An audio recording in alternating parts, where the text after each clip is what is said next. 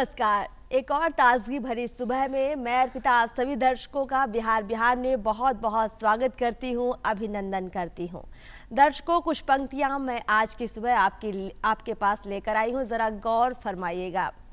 जीवन पर 100 बार मरूं मैं, जीवन पर 100 बार मरूं मैं, क्या इस धन को गाढ़ धरूं मैं, यदि न उचित उपयोग करूं मैं तो फिर महाप्रलय है, जीवन की ही जय है, जीवन की ही जय है। जी हाँ, आज की सुबह मैथिली शरण गुप्त की ये महान रचना हमें प्रेरित करती है।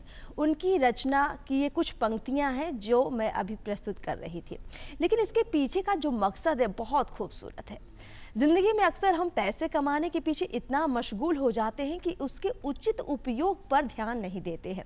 कई बार आपने लोगों को देखा होगा कि तन पर अच्छे कपड़े नहीं होंगे लेकिन धन का भंडार होगा, स्वास्थ्य खराब है लेकिन पैसे भरे पड़े हैं, यानी ना तन पर खर्च है, ना कपड़ों पर खर्च है, ना भोजन पर खर्च है, तो फिर ऐसे धन का उपयोग क्या ही है। दूसरी तरफ कई ऐसे लोग भी आपने देखे होंगे जिनके पास अपार संपदा है लेकिन परमार्थ में कोई ध्यान नहीं देते। तो यही कहा गया है इस कविता के माध्यम से। मैथिली शरण गुप्त ने यही कहा है कि धन का कुछ ऐसा उपयोग करें कि इस जीवन की महत्वता बढ़ जाए। और हर सुबह हम मैथिली शरण गुप्त जैसे महान कवियों की, महान रचनाकारों की बातें आपके सामने लेकर आते हैं ताकि आपकी सुबह खूबसूरत हो, सकारात्मक बने। तो आपके लिए हम अनमोल वचन भी लेकर आए हैं। देखते हैं आज के अनमोल वचन में और क्या कुछ आपके लिए खास है। सबसे बड़ा धर्म है अपने स्वभाव के प्रति सच्चे होना, खुद पर विश्वास करना। स्वामी विवेकानंद।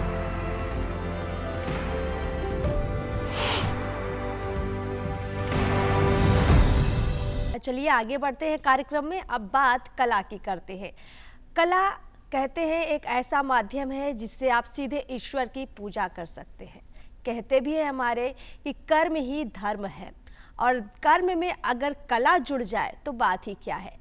आज हम बिहार में एक ऐसे कलाकार का स्वागत करते हैं जो अपनी कला से कई अवार्ड जीत चुके हैं, जो अपनी कला से कई लोगों को प्रेरित करते हैं। चलिए स्वागत करते हैं बिहार में पिंटू प्रसाद जी का, जो कि मूर्तिकार है। बहुत बहुत आपका स्वागत है हमारे कार्यक्रम बिहार में। पिंटू जी नमस्ते मैम। आपकी जो आर्ट है बेहद खूबसूरत है। हम तक उस आर्ट की कुछ क्लिप्स पहुंची है, तो हमने सोचा क्यों ना पहले दर्शकों को दिखाया जाए और समझा जाए कि आप किस तरह का आर्ट बनाते हैं, उसके बाद उस पर विस्तार से चर्चा करते हैं। चलिए क्लिप देखते हैं।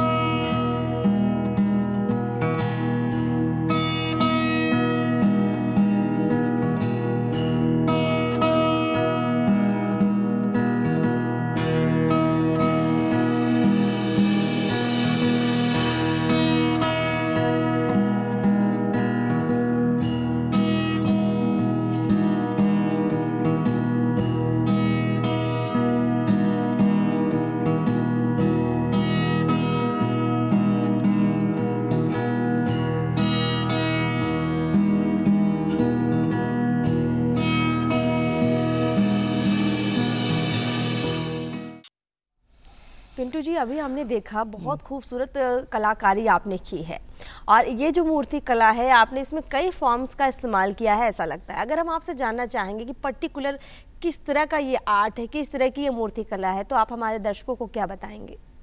ये मैम ये टेराकोटा शिल्प है और इसमें कुछ विशेषता होता है। ये विशेषता होता है इसको हॉलो किया जाता है, ठोस नहीं कर सकते हैं।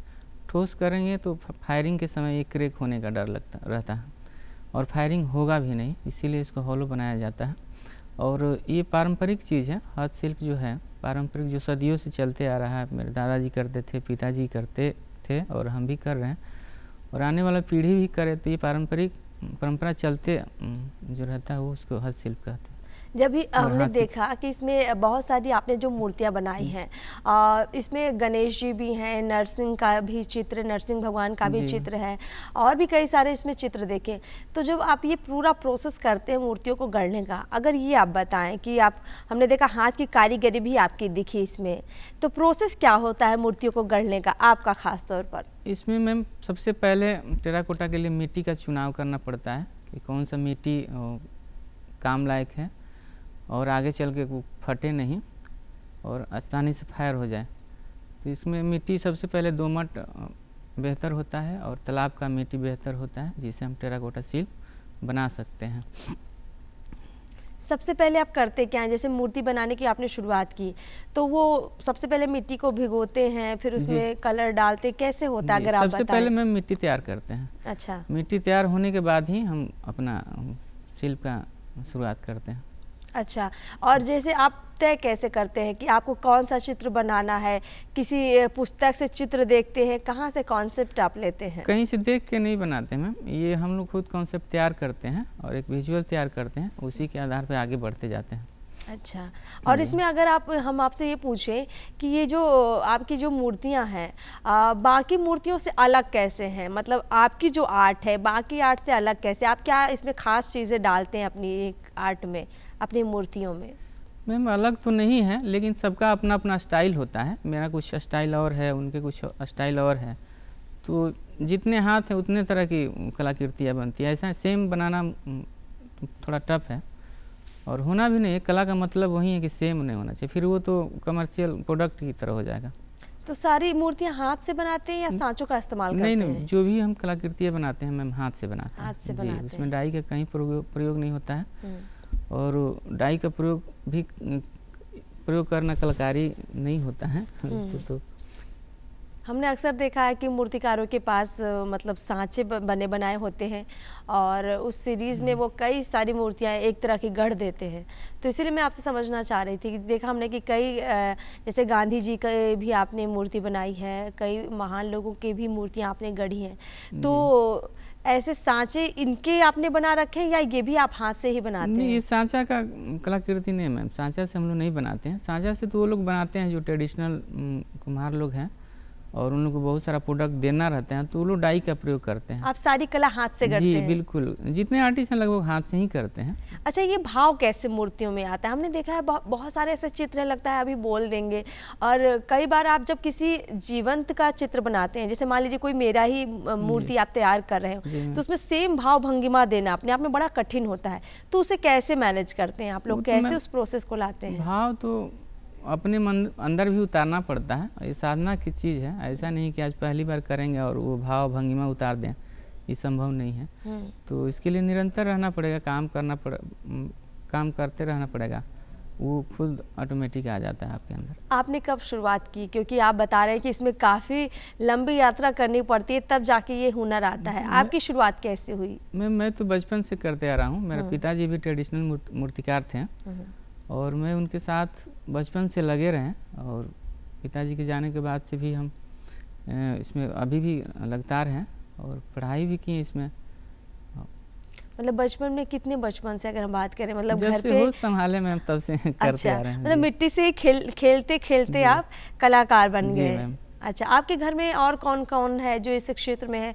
आपकी माता, आपके भाई बहन, पिताजी, दादाजी तो आपके थे ही इस प्रोफेशन में, तो सारे भाई बहन आपके साथ इसी में लगे थे या सब अलग अलग फील्ड में गए? नहीं मैम, सिर्फ दादाजी करते थे और दादाजी के बाद और सिर्फ पिताजी कर रहे थे, और उसके बाद मेरे भाई बहन कोई नहीं करता है, माँ भी नहीं करती है, सिर्फ हम करते हैं बस। तो आप जब इस फील्ड में आए तो किसी ने घर पे सपोर्ट किया या ये कहा कि कुछ और कर लो, मूर्ति कला में मत जाना? ऐसा नहीं था मैम, सपोर्ट तो था ही, विरोध नहीं था, क्योंकि वो लोग कला के बारे में जान रहे थे थोड़ा बहुत, तो कभी उन्होंने विरोध नहीं किया, सपोर्ट ही किया। अच्छा, आपने बहुत सारे कार्यक्रमों में हिस्सा भी लिया है और निश्चित रूप से आपकी कला की सराहना हर जगह होती है। अगर आप उसके अनुभव को साझा करें बिहार बिहान में कि ये कलाकार जब अपनी कला लेकर किसी मंच पर जाता है तो वहाँ किस तरह का रिस्पांस मिलता है, आपको कैसा मिला रिस्पांस? मैम रिस्पांस तो बहुत अच्छा है और काम करना चाहिए और लोगों को भी इस फील्ड में आना चाहिए, उसको बहुत अच्छा है, बशर्ते इसको विधिवत पढ़ाई लिखाई कर लें आज के समय के हिसाब से, तो बहुत बढ़िया स्कोप है। और मेरा भी लाइन तो सब अच्छा है, बहुत चल रहा है बढ़िया से। आपको पढ़ाई का मौका मिला इस फील्ड में आने के लिए, मतलब आपने पर्टिकुलर पढ़ाई की या फिर बचपन से दादा जी और पापा जी से जो सीखा उसी को आगे बढ़ाया आपने?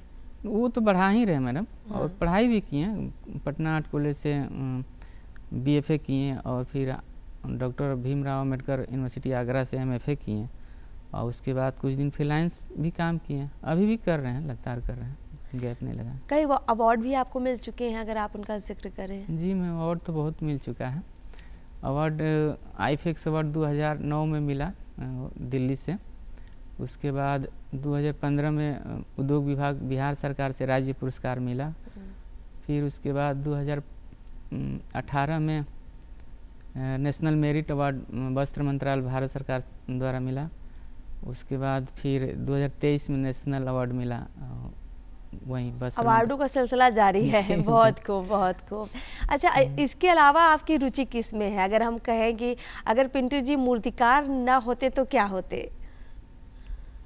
मैम रुचि तो खेल कूद में है थोड़ा, और बाकी किसी चीज़ में रुचि नहीं है। स्पोर्ट्स में, मतलब अगर मूर्तिकार ना होते तो स्पोर्ट्स पर्सन होते आप, कुछ और? अच्छा, इस फील्ड में अगर देखिए करियर के रूप में, देखिए हमने देखा है कि आपने कहा जैसे सड़क के किनारे बहुत सारे लोग मूर्ति बनाकर सांचों से बनाकर बेचते हैं, वो तो एक साधन दिखता है कि वो अर्जित कर रहे हैं धन, लेकिन अगर हम प्रोफेशनली जैसे आप करते हैं, एक अपना कॉन्सेप्ट तैयार करते हैं, अपनी तरह से मूर्तियाँ गढ़ते हैं, तो ऐसे फील्ड में कितनी संभावना है करियर की? आपका क्या सुझाव है युवाओं के लिए? सबसे पहले ये बताइए इसके लिए पढ़ाई क्या करनी पड़ती है? सबसे मैम पहले इसको +2 करिए, उसके बाद पटना आर्ट कॉलेज में एडमिशन लीजिए, वो 4 साल का कोर्स है, और उसको पूरा करने के बाद मास्टर्स कीजिए, उसके बाद बहुत सारा PhD वगैरह भी होता है, लेकिन BFA करने के बाद उसको मिल जाता है आसानी से, जॉब वगैरह भी मिल सकता है, दिल्ली मुंबई फ्रीलांस भी कर सकते हैं आप, ऐसा कुछ नहीं है कि जॉब ही कर सकते हैं। तो आप किसी संस्था से जुड़े हैं या अकेले अपना काम सारा देखते हैं? संस्था से नहीं मैम, शिक्षा विभाग से जुड़े हैं, शिक्षक हैं ललित कला के, और बाकी खाली टाइम में अपना आर्ट वर्क भी करते रहते हैं। जैसा आपने कहा कि इसमें एक पढ़ाई करने के बाद इस फील्ड में युवा आ सकते हैं, लेकिन पढ़ाई तो प्रैक्टिकल चीज़ से थोड़ा अलग होती है, मतलब मूर्ति को, मिट्टी जब तक आप हाथ में नहीं लेंगे, उसको हाथ में लेकर मलेंगे नहीं, उससे कुछ गढ़ेंगे नहीं, मुझे लगता है तब तक आर्टिस्ट बनना मुश्किल है, मूर्तिकार बनना मुश्किल है। तो आप अपनी क्या शिक्षा देंगे युवाओं को, मतलब आप कैसे मिट्टी से खेलते हैं, कला को कैसे गढ़ते हैं, अगर ये युवाओं को समझाएं आप, तो हमें लगता है उनके लिए काफ़ी उपयोगी होगा। मिट्टी से तो खेलना ही पड़ेगा मैम, मिट्टी को जानना पड़ेगा कि मिट्टी है क्या, मिट्टी का स्वभाव क्या है, और मिट्टी का करैक्टर थोड़ा लचीला है, वो सूखने के बाद क्रैक फटता है, तो उसको समझना होगा कि कैसे फटे नहीं। और स्कोप की बात करें तो बहुत स्कोप है, हर युवा आ सकते हैं, जिनमें रुचि है वहीं आ सकते हैं, जिनमें रुचि नहीं है वो सक्सेस, बहुत स्ट्रगल करना पड़ेगा उनको। तब आपने सबसे पहली मूर्ति कौन सी बनाई थी, अगर आपको याद हो तो? सबसे पहले मतलब किस तरह की, जैसे हमने देखा आप बोल रहे हैं कि आप बचपन से इस फील्ड में हैं, तो कोई खिलौना बनाया होगा, कोई खरगोश या कोई चूहा, या कोई ऐसी मूर्ति जो अभी आपको याद हो कि आपने ये बचपन में बनाया था और उसके बाद लगातार? सबसे पहले मैम तो मुझे याद है कि भगवान गणेश की प्रतिमा बनाए थे, छोटा सा, और ज़्यादा गणेश पे ही हम काम करते हैं, और सफलता भी इसी विषय पर ज़्यादा मुझे मिला है। अच्छा, इसके बाद आप मतलब आपके जो फैमिली है या आप हैं इसी फील्ड में आगे बढ़ रहे हैं, तो आप अपने घर में किसी को इसके लिए तैयार कर रहे हैं कि इस फील्ड में आए? मेरे परिवार में मैम कोई नहीं करता है, 8-10 लोग का परिवार है, लेकिन कोई नहीं करता है, सिर्फ मैं ही करता हूँ। और बच्चे को तो बता नहीं सकते हैं, अभी छोटे छोटे बच्चे हैं, तो आगे चल के पता चलेगा क्या करना चाहते हैं वो, उसके हिसाब से किया जाएगा। अच्छा, इस फील्ड को आगे ले जाने के लिए, अपनी कला को आगे ले जाने के लिए आप क्या प्रयास कर रहे हैं?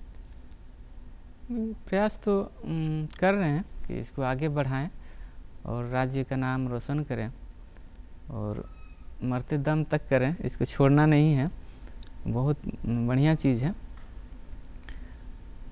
पिंटू जी, निश्चित रूप से कला तो अपने आप में बड़ी खूबसूरत चीज़ होती है। अगर हम आपसे ये जानना चाहें कि बिहार में कला के क्षेत्र में कितना काम हुआ है और आप इस काम को और कितने आगे देखना चाहते हैं, तो आपके क्या सुझाव रहेंगे? काम तो मैम बहुत हुआ है और इतिहास भी समृद्ध रहा है बिहार का। टेराकोटा शिल्प के मामले में उसी को निरंतर उलय टूटे नहीं, ऐसा नहीं कि काफ़ी गैप लग जाए। और ऐसे ही सीनियर आर्टिस्ट जो हैं उनसे बहुत प्रभावित हैं और सीखते भी हैं और आगे काम भी करते हैं और आगे करते रहना, छोड़ना नहीं। चलिए पिंटू जी, आपका बहुत बहुत शुक्रिया बिहार में आने के लिए और अपने तमाम जानकारी अपने दर्शकों तक साझा की। आपका बहुत बहुत शुक्रिया हमारे कार्यक्रम में आने के लिए।